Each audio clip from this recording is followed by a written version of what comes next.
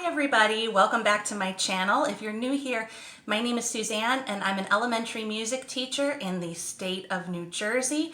This channel is going to be tips, tricks, and ideas for music teaching. So if you're interested in that, make sure you subscribe and like this video below. Today I have a really special video planned for you guys.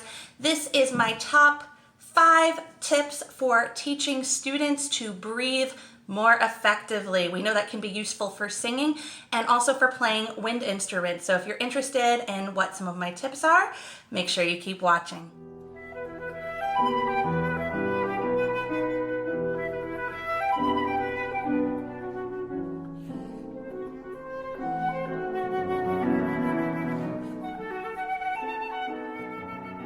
So before I start with my tips, I wanted to go over some of the signs that your students are not breathing correctly, because if you can see the things that are going wrong, then you're going to know what to address and fix with them. So one of my first signs I can tell that a student is not breathing properly is right here.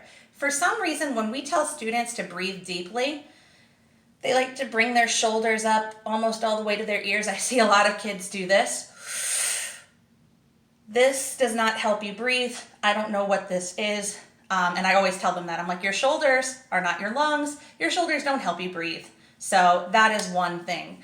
Another thing I will see is students breathing into their chest. So you'll see them,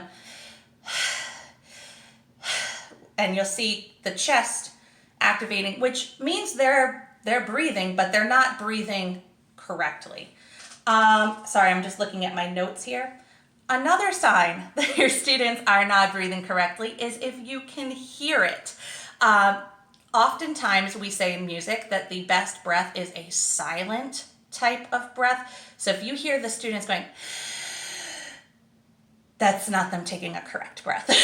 So try to encourage them to breathe quietly, and that will encourage them to breathe more deeply as a result. Another tip, which I will get to, is this: when you tell them to breathe into their diaphragm, or sometimes we say breathe deep or breathe into your stomach. If you notice that their stomach is going inward, this is a mistake I actually made in the beginning. That's a sign they're not breathing correctly. So you should see them relaxing, but you should not see them like almost contracting their bodies like this. That's another sign they're not breathing properly. So now that we've gone over those signs, let's get to the tips. So tip number 1 for teaching your students to breathe correctly is understanding what correct breathing is in music. There's lots of different ways to breathe, but the format of breathing I'm going to be talking today is a big term we call diaphragmatic intercostal breathing, and that is the format I'm going to be using. So diaphragmatic intercostal breathing is when you inhale, your diaphragm expands and lowers to make room for the air, and when you breathe out, the diaphragm comes up and the air goes through the windpipe and out, and that's what I'm going to be teaching you guys today. So just to give you guys a basic idea, this is how I explain it to my students, is when we inhale, our breath is going into this muscle, and the muscle is located under your rib cage. So you can have the students feel around for their rib cage. And when they breathe in, the diaphragm, it's kind of like a balloon or an inner tube. That's how I like to describe it to them. The diaphragm is going to move downward. And the reason this was confusing to me, but when I studied it, the diaphragm moves downward because it's making room for the air to come in. So it's going down.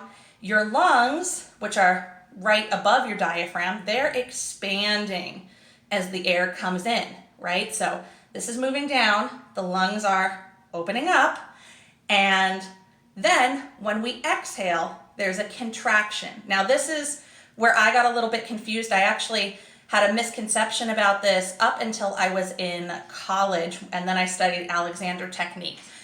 When I heard the word contract, I thought that meant there was something I had to do. So I would often suck in my stomach until one of my professors corrected me and said that was not the correct thing to do. When we say a contraction, It just means when we are exhaling, there's going to be a natural release where the lungs are going to kind of start to cave in, the diaphragm's going to rise back up, and therefore it pushes the air out of the windpipe and it allows us to make our best sound singing or on our instrument. Now, if we try to force that by sucking in our stomach, it actually pushes the air out faster than we want it to. And sometimes when we have long phrases, that's not the ideal. So big misconception is sucking in your stomach when we say contract. Try to discourage your students from doing that. So that was my first tip. My second tip, now that you understand correct breathing, is helping kids find their diaphragm. Now, this is the most important first step to teaching your students how to breathe properly, and there's a couple ways you can do this. First of all, I would think it would be a great idea to show them a visual, because a lot of our students are visual learners, of where the diaphragm is located. I will try to put an image here of what that looks like, and I will also try to link something in the description of this video. But try to find a visual that you can show your students so they can see what's happening in their bodies. But if you want to give them a general idea, basically you're going to have them find their rib cage. All right, so my ribs are right about here. And then it's around their belly button area. So tell them to kind of put their hands on their belly button. And a lot of people tell them that their diaphragm's right here, which isn't wrong. But when we breathe in, our lower back also expands. So I like to tell them that when we breathe, this is like an inner tube. So they should be feeling an expansion in their lower backs as well as over here. So that's one thing you can do. Now, one exercise I really love, but it doesn't work for all situations, is having students lie on the floor. Now, if you're a private teacher, this is a great option. Just give them a little space on the floor and they would lie on their backs. And basically, you can give them a book or, in my case, an iPad. I'm just going to use this as an example, pretend it's a book. They would lie down and they're going to put this book, or you can put this book, on their belly button area, and you're gonna just tell them to breathe deeply through their mouths. Make sure, especially because your students are learning to sing and play an instrument, they're not breathing through their nose. They should be inhaling through their mouth and exhaling through their mouth. So they're gonna put this here, and they're gonna breathe in through their mouth, and if they're doing it properly, it should come out.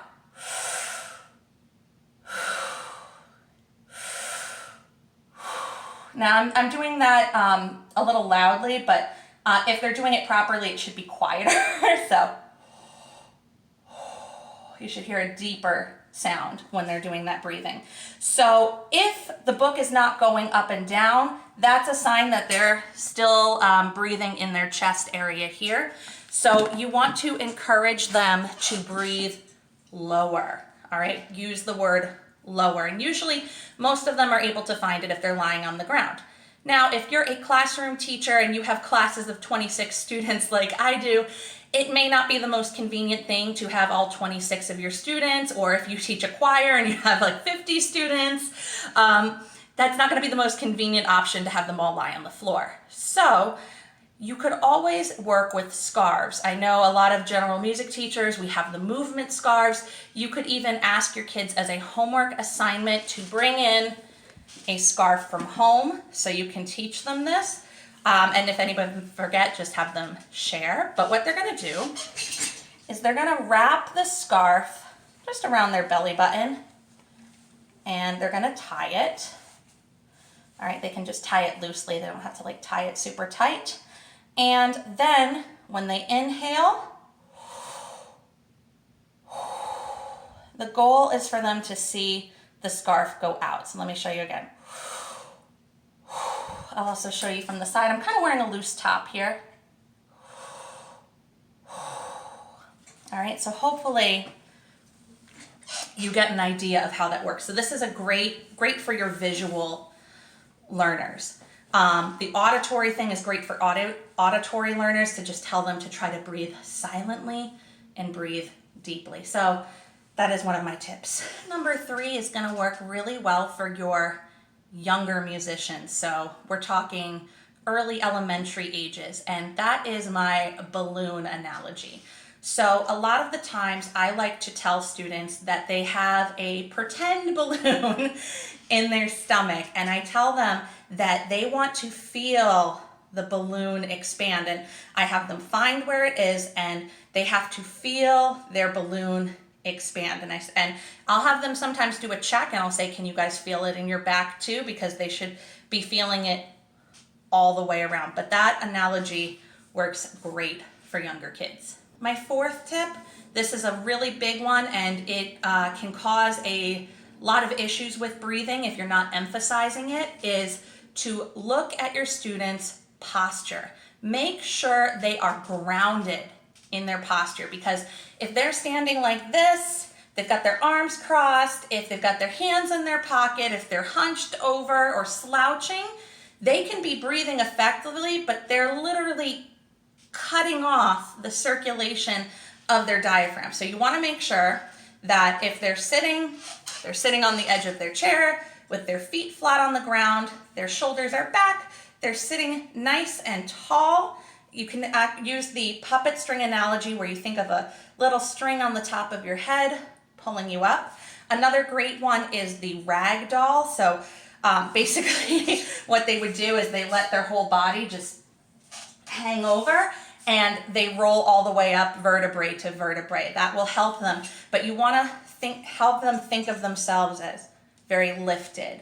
And if you notice your students doing any extra movement, so if they're like shuffling side to side, if they're kind of like moving their heads around, believe it or not, that impacts breathing too. When I've had to get through very long phrases of playing or singing, anytime I did any extra movement, it always needed extra energy. So that would take away from me being able to support my breath the best I can. So if you know that your students have to sing this really long note, or they have to play this particular chord in tune, then you really want to remind them that they've got to ground their posture, they've got to breathe effectively, and they have to stay still. And that will help the note come into tune and all of that.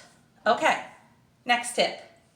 The next tip is one of my favorites, and that is the finger breath method. Now, I cannot be credited for this exercise. I was actually taught it by a professor in college, but it has made a huge impact on my flute playing. And I do think that this could be applicable for singing as well. I feel like a lot of the things I have learned from flute playing has also consequentially caused me to become a better and stronger singer and be able to go through phrases longer without needing a breath. So, the finger breath method. The finger breath method is a way of sipping in air to get it really quickly and effectively. Now, you have to you need to kind of invent an exercise for students. So first I'll show you how to do it. You're gonna have your students make their hands like this. You can see the side here.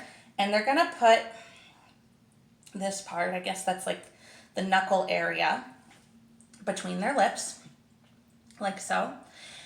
And they're going to inhale, and you want to tell them to inhale deeply, and they're almost gonna like suck as if they're sucking in a straw. And if they're doing it correctly, it should make a kind of vacuum sound like this. All right, and then they should be sending the air straight to their diaphragm. Now, a lot of the times when you have students do it, you're gonna get this. All right, that is that high-pitched sound that we don't want. We want that deep inhale. So you want to tell them, breathe slowly. Don't make them feel like they have to do it really quick. Have them breathe slowly and pull that air in deeply. Tell them to think of breathing on O. and that's going to create the finger breath. And at the same time, they have to be aware of their diaphragm because they need somewhere for the air to go. They shouldn't be sending it here. They shouldn't even be sending it here. It should be going right here. Okay? So now that you understand the finger breath, you want to make some exercises with it.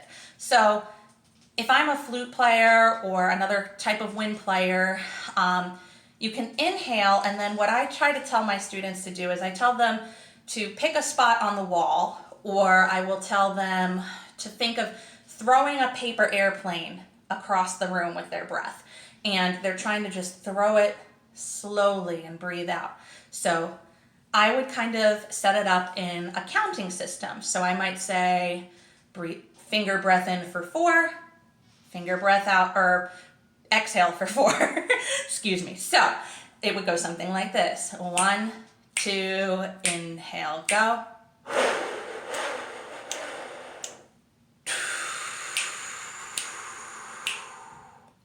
And then we would try to gradually increase the time the students are inhaling and exhaling. So we might do in for 6, out for 6, in for 8, out for 8. And then as your students get more advanced, they can go longer and longer, but also don't forget to backscale it and do quick breaths, in for 2, out for 2, in for 1, out for 1, because they are going to have those times in their music where they're going to have to get a lot of air very quickly. So in for 1, out for 1.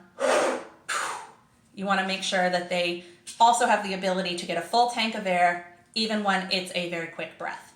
Now, for singing, what I might do is instead of having them blow out to the wall, I might have them sing or just kind of hiss. So let's say we did in for 4, out for 4. Here, I'm sorry, in 2, here we go.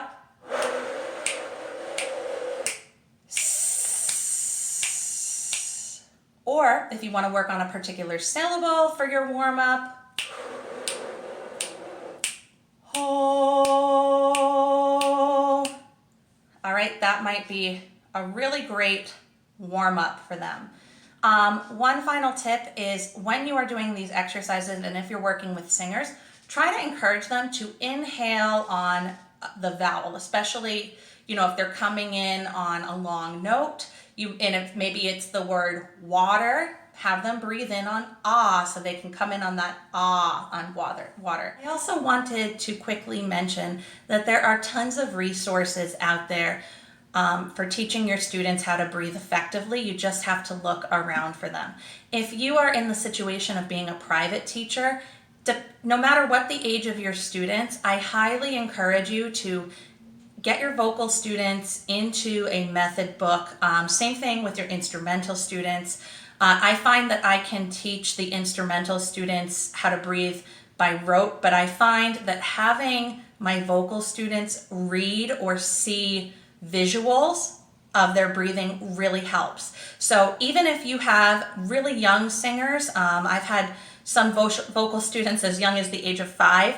There are resources out there. I'm going to link 2 of my favorite vocal method books in the description. They both have very great descriptions and exercises that your private students can do. I'm also, for those of you who are in the classroom, I'm going to leave a link to a resource I really love. It's called the Breathing Gym. That has some really great exercises, and it also includes the finger breath, and it's mainly designed for band students, but I'm sure you could also make it work in the vocal classroom. So I highly recommend that. It is a little bit more geared towards older students, I find. So if you're working in the lower elementary grades, I may not do the breathing gym with them. However, it's still a really good resource, and you can very easily take a look at that and adapt the exercises to fit your students. I mean, a 5th grader is not going to go out for exhale for 20 counts, but you could adapt it and have them exhale for 6 counts. So there's always a way to modify and adapt it. So I will leave all of those resources in the description below. All right, guys, I want to thank you for tuning in to my second video on this channel. If you're enjoying the content, make sure you subscribe below. Leave a comment if there is something you are interested in that I could help you with. I would love to do a video about it. And don't forget to like this video. I will see you next time. Have a great day. Bye.